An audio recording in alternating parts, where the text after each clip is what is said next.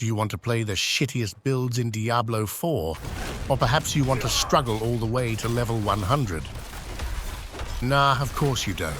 And that is why you're here.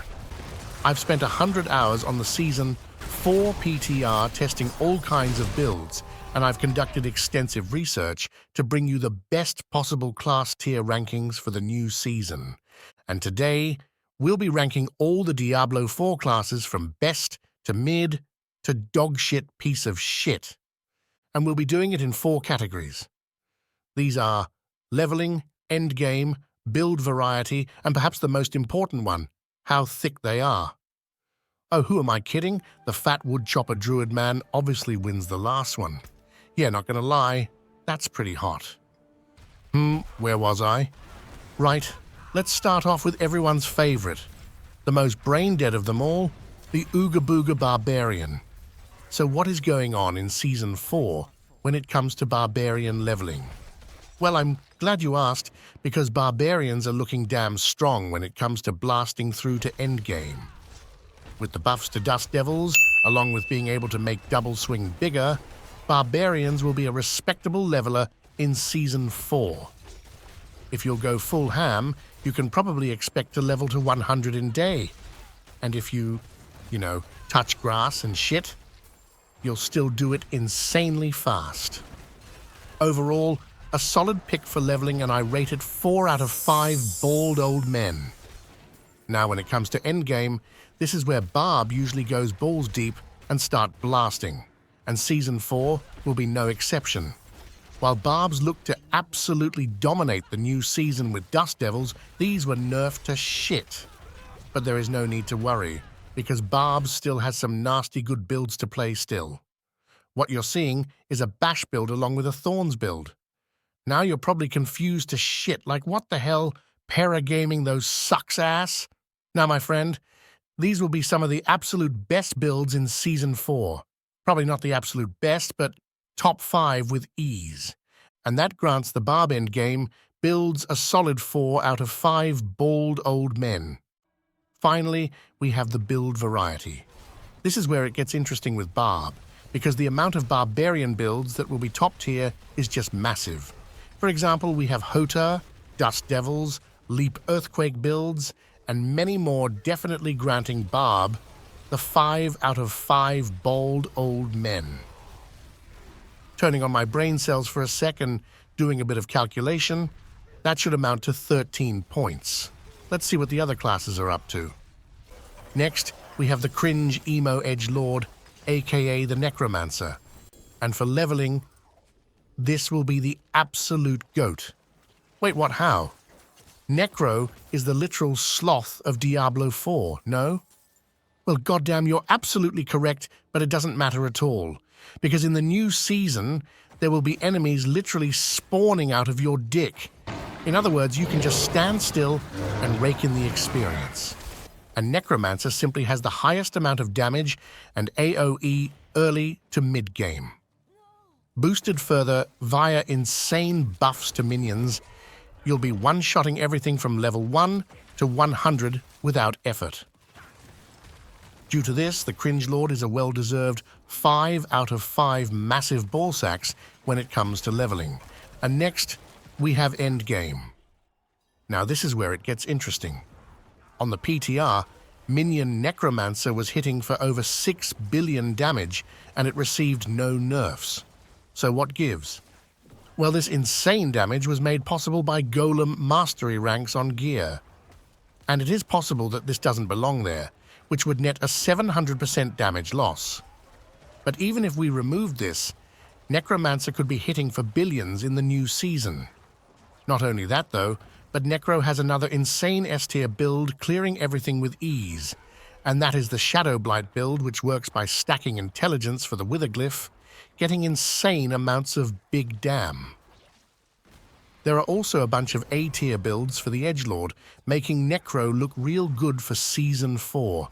Definitely a 5 out of 5 massive ball sacks. And finally, the build diversity. Now I would grant Necro 5 out of 5 ball sacks if it wasn't for the fact that most broken builds are just abusing the overpowered minions. A lot of builds also works more or less the same. Due to this, 4 out of 5 ball sacks are granted. And if we count all ball sacks together, how many do we get? Yeah, way too many. But that should amount to 14. Alright, now we've dealt with the classes that look really goddamn good in Season 4. Let's check out one that isn't looking as great.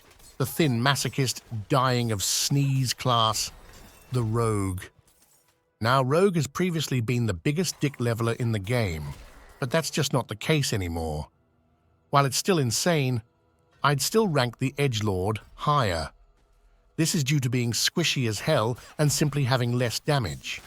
It's still insane, though, and probably still stronger than the Barb. So that's indeed a 4 out of 5 confirmed Ziz for leveling. In the endgame, however, Rogue is not looking that great. Rogue had quite possibly the best endgame build in Season 4. For like one day, Lamau. Check out this gameplay right here.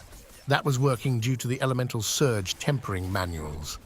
And that was of course absolutely fucking gutted. And now the strongest build goes to Rapid Fire with the new Legendary Ring, which is not that strong in itself as you're just squishy as fuck. But the Rapid Fire build I'm going to post soon is absolute S tier though, right? Right? Hey, yeah, 3 out of 5 Ziz. Oh well. And what about the build diversity then? Not looking too great, unfortunately, if you're looking for strong builds. It's mainly Rapid Fire, Barrage, or different combinations of Rapid Fire that will be GOAT, for example, Rapid Fire Penetrating Shot.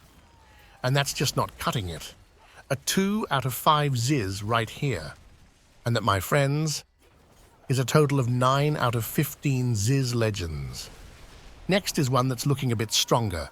The hentai-worshipping, living in parents' basement sorcerer gamer. And why is it looking strong, you may ask?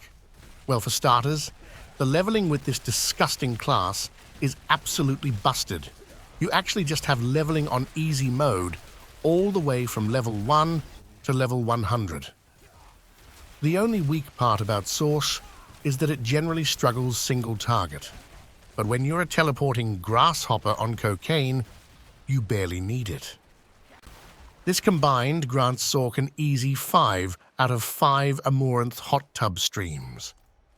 For endgame, however, Sorc is not quite as strong as, for example, Necromancer.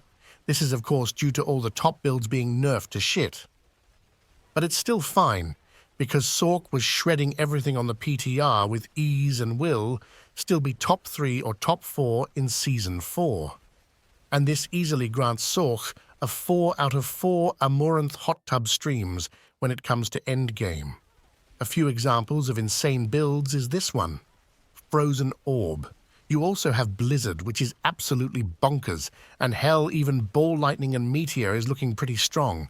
And finally, the build diversity.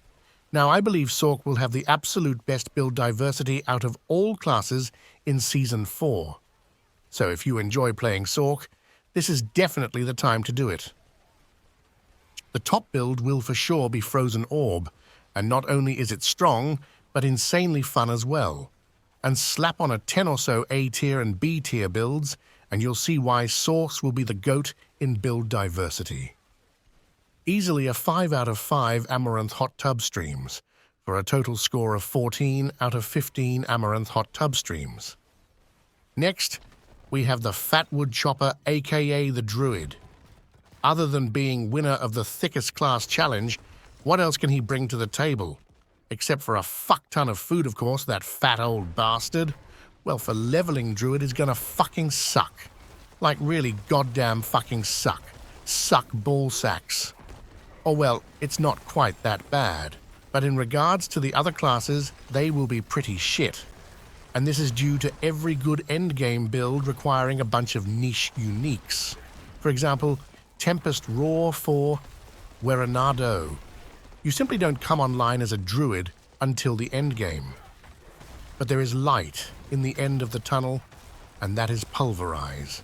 In Season 4, you will be granted Pulverize gear within the season journey. And that's pretty dank.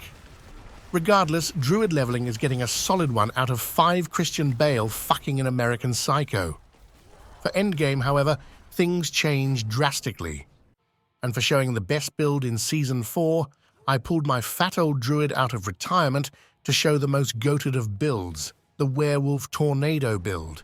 This thing is absolutely disgusting in Season 4, deleting tormented bosses within seconds. And this thing isn't even getting nerfed El Mao. It's just gonna stay this insane. Anyone having Season 0 flashbacks, folks?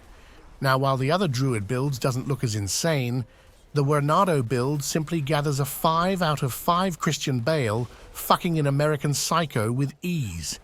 It's just that damn good. And for the build diversity, Druid has a few builds going for them, such as Lightning Storm and Hurricane, for example. Yep, that's correct. Hurricane is actually a thing unless it's been absolutely gutted as of recording this video. Most builds, apart from Wernado, is however going to stay in the lower tiers. Granted, no one cooks up something amazing, and this unfortunately gives the Druid build diversity a mediocre 3 out of 5 Christian Bale fucking in American Psycho. All this together, Druid will be receiving a total score of 9 out of 15. Well, goddamn, that's all the class has done. Let's quickly summarize what we came up with. If I didn't fuck up the calculations, I mean, they're pretty difficult, so who can really blame me? Then our tier list should look something like this. Necromancer on the absolute top in the best category, followed by Barb. We then have Rogue and Druid in the mediocre tier, and Sorcs in the dogshit tier because sorcerers can suck a big fat